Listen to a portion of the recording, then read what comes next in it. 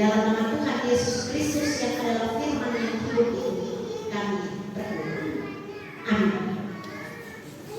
Pembacaan firman Tuhan Markus, Injil Markus pasalnya yang ke-6, ayatnya yang ke-30 sampai ayatnya yang ke-44, di bawah judul perikop Yesus memberi makan 5.000 orang.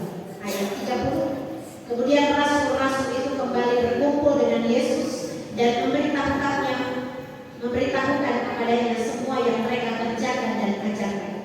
Lalu ia berkata kepada mereka, marilah ke tempat yang sunyi, supaya kita sendirian dan beristirahatlah seketika.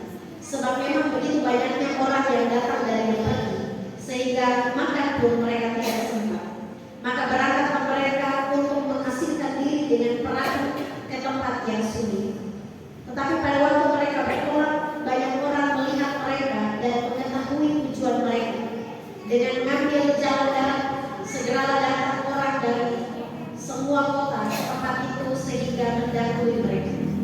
Ketika Yesus mendarat, ia melihat sejumlah besar orang banyak, maka tergeraklah hatinya oleh belas kasihan kepada mereka, karena mereka seperti domba yang tidak mempunyai gembala. Lalu mulailah ia mengajarkan banyak hal kepada mereka. Pada waktu hari sudah mulai malam, datanglah murid-muridnya kepadanya dan berkata, tempat ini sunyi dan hari sudah mulai malam. Suruhlah mereka pergi, supaya mereka dapat membeli makanan di desa-desa dan di kampung-kampung sekitar ini. Tetapi jawabnya, kamu harus memberi mereka makan. Kata mereka kepadanya, jadi haruskah kami membeli roti seharga 200 dinar untuk memberi mereka makan? Tetapi ia berkata kepada mereka, berapa banyak roti yang ada padamu? Cobalah periksa.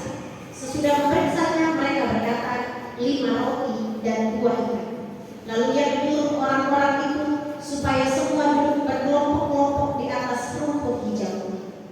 Maka duduklah mereka berkelompok-kelompok, ada yang 100, ada yang 50 orang. Dan setelah ia mengambil 5 roti dan 2 ikan itu, ia menengadah ke langit dan mengucap berkat, lalu memecah-mecahkan roti itu dan memberikannya kepada murid-muridnya supaya dibagi-bagikan kepada orang-orang itu. Begitu juga kedua ikan itu dibagi-bagikannya kepada semua mereka. Dan mereka semuanya makan sampai penuh. Kemudian orang mengumpulkan potongan-potongan roti 12 bakul penuh, selain daripada sisa-sisa ikan. Yang ikut makan roti itu ada 5.000 orang laki-laki. Yang disebut berbahagia adalah kita semua yang membaca firman Tuhan, kita yang merenungkan berita firman Tuhan ini dan yang melakukannya dalam kehidupan kita setiap hari. Shalom. Shalom. Bapak dan Ibu persekutuan jemaat yang dikasih dan diberkati Tuhan, kita bersyukur bersama pada hari ini, sekalipun cuaca yang mendung dan hujan mengguyur Desa Soman dan Solan Baru mulai dari tadi malam, tetapi kita bersyukur iman yang teguh dari hati Bapak dan Ibu jemaat Tuhan menggerakkan kita semua untuk bersama-sama beribadah, memuji dan mengagungkan nama Tuhan. Sekalipun saya lihat dari mimbar ini banyak yang menguap mulai dari tadi semula ibadah, tapi kita percaya bahwa ini bagian dari iman yang melawan rasa malas dan rasa takut itu untuk beribadah bersama. Saudara-saudara yang kasih dan diberkati Tuhan, bacaan sinodal yang keluar dari PPK Sinode melalui Komisi Pembinaan Warga Gereja, hari ini kita akan membahas bagian firman Tuhan dalam perenungan firman Tuhan Markus pasalnya yang ke-6, ayatnya yang ke-30 sampai 44 tentang Yesus memberi makan 5.000 orang.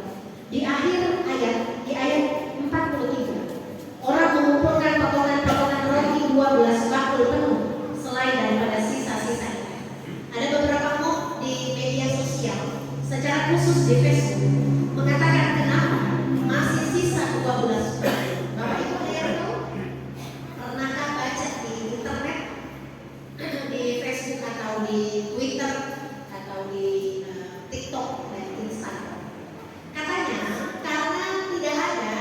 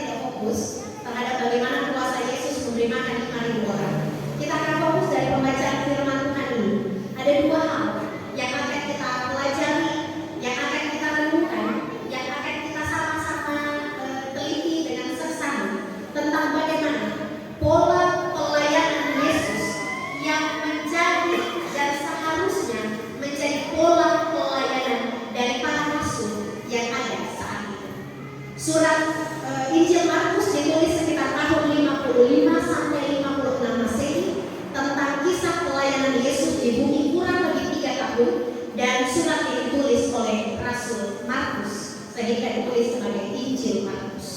Yang menarik adalah dalam pembacaan firman Tuhan saat ini ada dua hal. Yang pertama adalah ayat 35 sampai dengan ayatnya yang ke-37.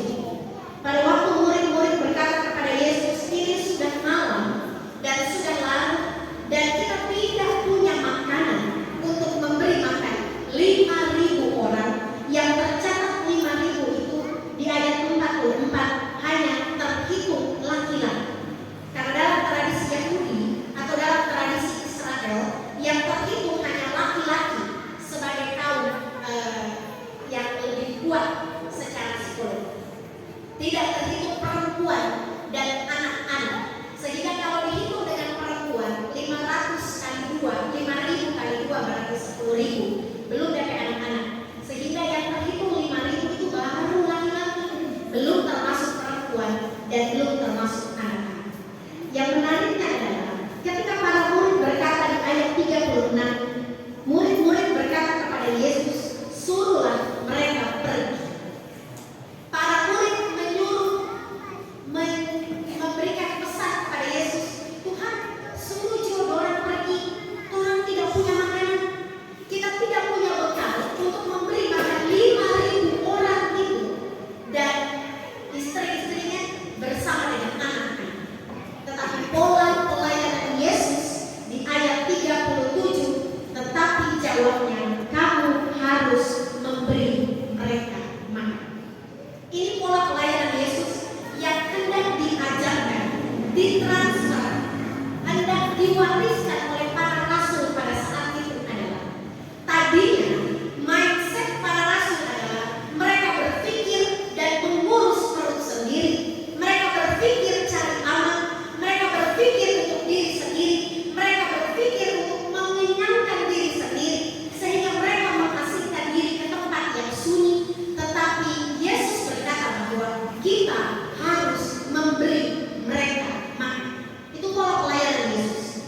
Yesus hendak mengajar para rasul, Yesus hendak mengubah orientasi para rasul, Yesus hendak mengubah mindset cara berpikir para rasul bahwa rasul, pelayan Tuhan, mereka yang ditugaskan dalam tugas khusus bukan lagi berpikir untuk saya, untuk aku, dalam orientasi diri sendiri, mencari aman. Yang penting saya kenyang, yang penting pelayanan jalan, yang penting selesai, perut saya tercukupi, dan saya selesai menjalankan tugas. Terserah orang banyak yang mengikut saya. Itu konsep para rasul. Tetapi konsep Yesus Kristus adalah sekalipun mengorbankan diri, sekalipun harus berkorban jiwa, raga, uang, materi, pikiran, bahkan seluruh kehidupan kita, kita harus memberi para orang-orang banyak itu untuk makan. Ini yang hendak diajarkan oleh Yesus, bahwa para rasul harus mengubah mindset hidup mereka.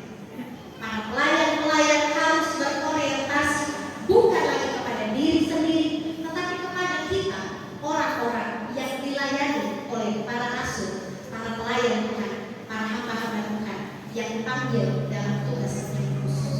Dan sebagai pelayan-pelayan Tuhan, pengikut-pengikut Kristus, kita pun harus mengubah orientasi kita berpikir, harus mengubah cara kita berpikir, harus mengubah mindset pelayanan kita. Kita tidak lagi melayani untuk diri sendiri, tetapi kita melayani untuk banyak orang yang ada di sekitar kita.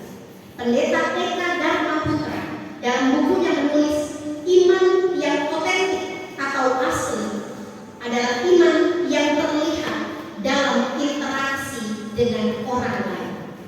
Bagaimana mungkin kita yang mengaku beriman kepada Tuhan, tetapi kita membiarkan orang-orang di sekeliling kita kelaparan? Bagaimana mungkin kita yang mengaku sebagai orang beriman, kita membiarkan orang-orang di sekeliling kita menangis? Bagaimana mungkin kita yang mengaku beriman kepada Tuhan, kita membiarkan orang-orang di sekeliling kita dalam pergumulan yang berat? Yang penting orang makan, terserah keluarga. Yang penting orang keluarga aman-aman, pelayanan selesai, cari aman dan cari selamat, biar jodoh orang. Itu pola pelayanan yang ditentang oleh Yesus berdasarkan pengajaran firman Tuhan hari ini. belas kasihan. Kita diajar untuk tergeraklah hati kita oleh belas kasihan, melihat seluruh anggota jemaat yang memerlukan pertolongan, melihat anggota jemaat yang memerlukan penataan dalam pelayanan, memerlukan tanggung jawab, sungguh-sungguh ketulusan hati, kemurnian motivasi dalam terus melayani Tuhan. Itu yang perlu dikejar, diajar, dicari secara khusus untuk majelis jemaat yang terpilih periode 2023-2028. Kita bukan lagi mencari untuk diri sendiri, tetapi kita mencari untuk kemajuan pelayanan. Kita bukan lagi melayani untuk diri sendiri, tetapi kita melayani Tuhan untuk kepentingan bersama. Kita bukan lagi melayani untuk keegoisan dan keangkuhan kita, tetapi kita melayani untuk kemajuan pelayanan yang ada di jemaat Yesus. Yang kedua, kelangsungan kehidupan manusia ada dalam tangan Tuhan. Yesus berkata, para murid berkata, apakah kami harus memberi roti seharga 200 dinar untuk mereka makan? Tetapi Yesus berkata, mari, di ayatnya yang ke-38, cobalah periksa, mereka menemukan 5 roti dan 2 ikan. Lalu Yesus memberkati. Ayat 41, menengadah ke langit, mengucap berkat dan memecah-mecahkan 5 roti dan 2 ikan yang didapatkan oleh para rasul pada saat itu. Tindakan Yesus mengubahkan kekhawatiran, tindakan Yesus mengubah kekacauan, dan tindakan Yesus menjawab keraguan-keraguan. Dalam ayat ini saya mengambil sebuah kesimpulan bahwa nothing impossible in God. Tidak ada yang tidak mungkin di dalam Tuhan. Keraguan-keraguan, mana mungkin 5 roti dan 2 ikan dapat memberi makan 5.000 orang. Tetapi tangan Tuhan berkuasa menjawab keraguan-keraguan, menjawab kekhawatiran, menjawab keputusasaan, bahkan segala rancangan-rancangan dari mereka yang jahat pun dapat terselesaikan ketika kita berseru dan menaruh harap kita sepenuhnya ke dalam tangan pengasihan Tuhan. Yang tidak mungkin bagi manusia dibuat mungkin oleh Tuhan. 5 roti dan 2 ikan mungkin untuk diri sendiri saja tidak cukup, tetapi Tuhan membuat untuk menjadi mungkin, memberi makan 5.000 orang, bahkan tersisa 12 kali. Dalam pelayanan 2023-2028 pasti kita akan bertanya, mana mungkin saya mampu melayani? Mana mungkin saya bertahan sampai 1 periode? Mungkin, dan Bapak Ibu yang terpilih sebagai majelis jemaat.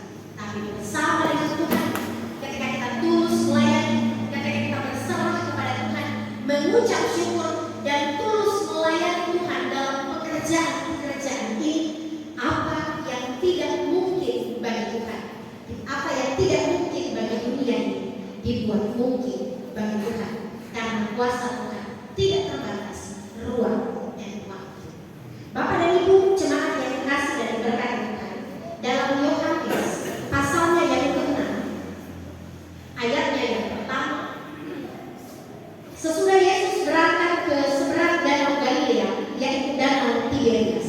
Dalam bacaan lain, ayat literalnya dari Yohanes, dari Markus pasalnya yang ke-6 tentang Yesus memberi makan 5.000 orang, ayat literalnya ada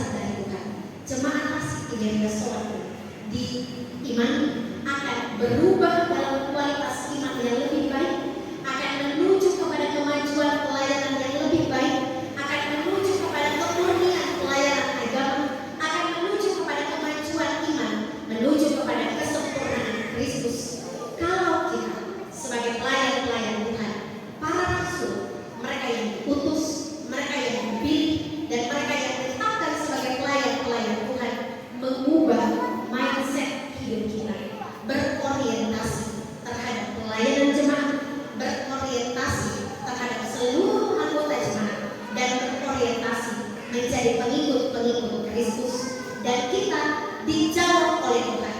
Keputusasaan dijawab berkat, kekhawatiran dijawab berkat, rancangan-rancangan jahat dari orang-orang di sekeliling kita dijawab dengan kemuliaan Tuhan, dan Tuhan pasti akan memberkati jemaat kita dalam proses pemilihan majelis jemaat, bahkan sampai penetapan dan pelantikan majelis jemaat periode 2023-2028. Kita tetap mengimani bahwa kalau dulu Tuhan memberkati 5.000 orang, kita juga mengimani Tuhan pasti akan memberkati seluruh anggota jemaat yang tulus dan setia, pelayan-pelayan Tuhan, para rasul yang dipilih dan ditetapkan untuk tetap setia melayani Tuhan. Selamat berjuang bagi majelis jemaat periode 2023-2028. Semangat untuk terus jemaat Tuhan, untuk terus berharap dan percaya serta bersandar kepada Tuhan. Apa yang tidak mungkin bagi manusia dibuat mungkin oleh Tuhan. Terpujilah Kristus dengan firman-Nya. Amin.